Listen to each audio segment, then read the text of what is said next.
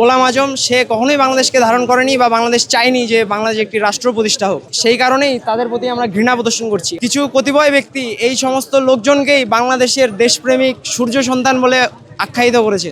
আসলে আমরা যারা গণঅভ্যুত্থান পরবর্তী একটা ব্যাচ, আমরা 24-25 সেশন আমাদের, তো আমরা কোনো দলীয় সরকারের অধীনে আসি নাই। তো আমাদের সেই স্বাধীনতাটা আছে যে আমরা আমাদের নিজস্ব মতামত প্রকাশ করতে পারবো। সেই অনুযায়ী আমরা যারা বাংলাদেশকে ধারণ করি, আসলেই তরুণ প্রজন্ম যারা এবার নতুন ভোটার, আমরা এইবারে ভোট দিব, তো সেই প্রজন্মের যারা বাংলাদেশপন্থী আছে তারা মিলে আমরা কালকেই ভাবছিলাম যে এই 5 আগস্টের পর থেকে শিবিরের যত ধরনের মুক্তিযুদ্ধ বিরোধী কথাবার্তা কার্যক্রম ছিল তার বিরুদ্ধে আমাদের একটা শক্ত প্রতিবাদ জানানো উচিত।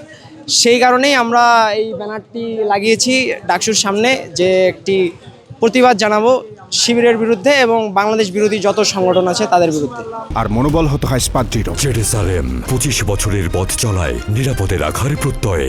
কারণ এই বিজয় দিবসটা তো আমাদের, যারা বাংলাদেশকে ধারণ করে আমাদের, কিন্তু এই গোলাম আজম সে কখনোই বাংলাদেশকে ধারণ করেনি বা বাংলাদেশ চায়নি যে বাংলাদেশ একটি রাষ্ট্র প্রতিষ্ঠা হোক।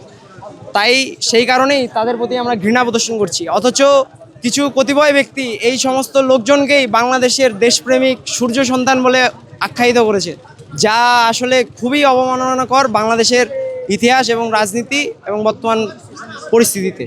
রাজাকারের ইতিহাস আসলে বলতে গেলে আপনি দেখবেন যে সেই সময়ে ছাত্র সংঘ ছিল, তাদের যে প্রধান ছিল মুজাহিদ, আবু আল মুজাহিদ মেবি, সে আলবদর বাহিনী, আল শামস বাহিনী এগুলো গঠন করেছিল, বিশেষ করে রাজাকার।